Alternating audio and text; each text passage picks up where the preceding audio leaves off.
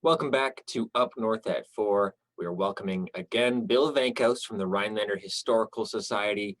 Bill, how are you doing today? I'm doing well, thank you. Well, you told us a little while ago about an iconic Rhinelander company, the Rhinelander Refrigerator Company. Let's shift to another iconic company, Rhinelander Boating Company. Let's hear about them. Okay, thank you very much. Yeah, it's very interesting when I talk to people because not that many people knew that the Rhinelander Refrigerator Company even existed. And I think, quite frankly, less even knew about the Rhinelander Boat Company. So the Rhinelander Boat Company actually was right next door to the Refrigerator Company. So when I talked about some businesses being on the south side, this was the neighbor to the Refrigerator Company. Actually, I believe they bought their land right from the Refrigerator Company. So we get to the early 1900s, and there's a bit of a shift.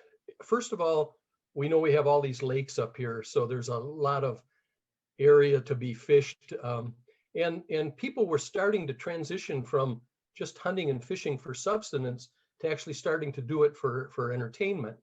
So as you know, after the logging went through, the tourism business started to pick up pretty good here. So there was a lot of fishermen, locals, and a lot of tourists who were looking to get out on the water. So they needed some boats in order to do that.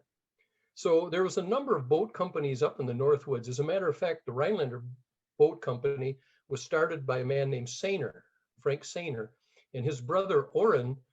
They were from Sainer. They had a boat manufacturing company up there. If I understand correctly, I think the train depot, the village, was actually named after the brother. So they have that. They're close to Rhinelander in Lake Tomahawk. They made sunflower boats. In Tomahawk, they made the Tomahawk boats. They made Thompson's and Peshtigo. Anigo had a boat company. So there were quite a few of them around. And again, we're back in the old days when transportation was still somewhat challenging. So everybody, most communities were self-sufficient in trying to take care of their demand in their area. So we had a number of companies that were doing it. The Rhinelander Boat Company, when it started, concentrated on fishing boats and launches. Those were their two main boats. You've probably seen the Chris Craft boats out around, the big, more luxurious, powerful ones. They didn't get into something like that. So they were mostly, like I said, into the smaller rowboat fishing boats and then launches. They did canoes, though. They did duck boats, and they made oars, of course, and paddles. They made seats so that if you were out fishing, your back wouldn't get sore. For the unbelievable price of $3.50, you could buy one of those seats to sit in. And they actually made an aquaplane, and I'll mention a little story about that one later. And they even made cedar decoys. So they were making a number of things, to keep going. Now, their neighbor next door, the Rhinelander Refrigerator Company, was making thousands of refrigerators, I think up 50,000 a year, at their peak.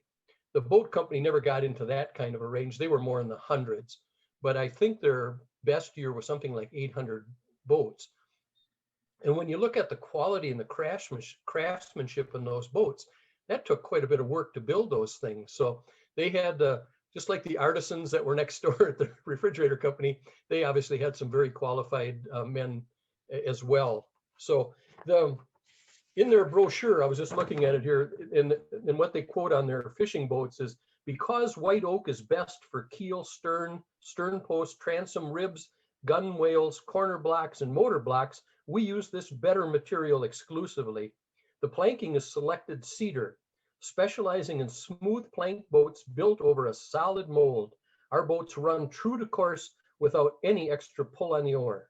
Smooth plank boats are more durable, easier to repair and paint, easier to clean, and quieter on the water. Our boats are sanded smooth, oil treated inside and out, then painted outside with 3 coats of marine paint. The inside is painted to the seat rail with varnish, with marine spar varnish to the top. So they prided themselves on their workmanship and finishing it off. So Rhinelander boats were the boat of choice by many fishermen, and especially musky fishermen. And if you've been fishing in an aluminum boat, you know how noisy they can be if you clunk around and stuff. The wood boat is much better than that. I was very fortunate. My dad had a 12-foot rowboat when I was younger, And so I got to go out on that. And when they say it goes true, it's just unbelievable. It's so light because of the cedar, so it floats real good.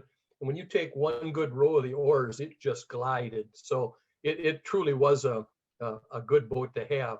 Um, and there was a lot of work to it.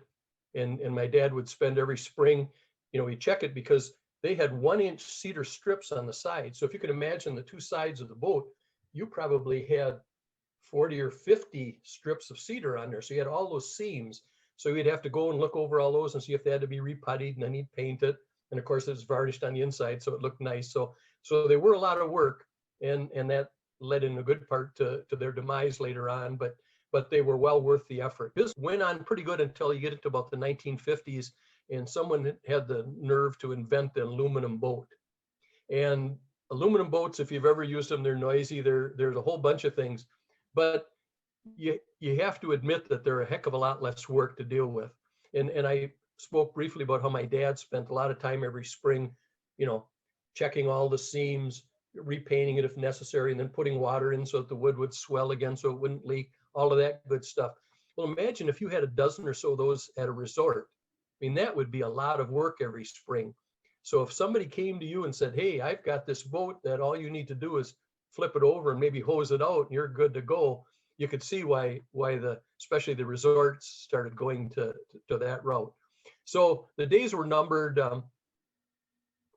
Richard Peters bought the business in 1953, but it actually closed for good in 1955. So I guess that's maybe why a lot of people haven't heard of it, because it's been gone for so long. So the maintenance, as beautiful as the boat was, the maintenance or lack of was probably the deciding factor. Also, for 1 year in 1917, they actually started a mail route in Rhinelander, north of Rhinelander on the river. You heard that at Lake Geneva and places like that where they'll deliver the mail over the summer. Rhinelander actually had that for 1 year, but World War I started and they stopped it, and it never got resurrected after that. So where can people go to see a Rhinelander boat now?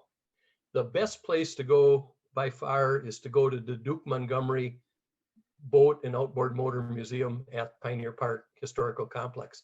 I believe they have 3 boats and a canoe there. And they have a couple of those seats, the folding seats. They even have a vise that was used, all wood, great big one, that they would clamp, when they were gluing the boards together and things like that. So that'd be my recommendation, would be to go there and actually see those. So that is the Rhinelander Boat Company, little synopsis on them. And like I said, just a beautiful piece of furniture that they made. I can't help but make a comparison from the boat company to the refrigerator company. Both companies that had some exquisite artisanship, it seems, but both failed to adapt to changes in the industry. For the boat company, it was the aluminum boats. For the refrigerator company, it was electricity. Is that a fair comparison to make? It exactly. Yeah, they didn't make the turn that would have been necessary to keep going. And in the boat companies, their expertise was all wood, and there were, at the end, by the 50s, fiberglass boats were starting to come out too. So there was a couple of options they could have done, but they chose to be true to their original design and stay with that. So. Okay, Bill, always a pleasure having you on Up North at 4. Thanks again for coming on. Okay, my pleasure as well. Bye now.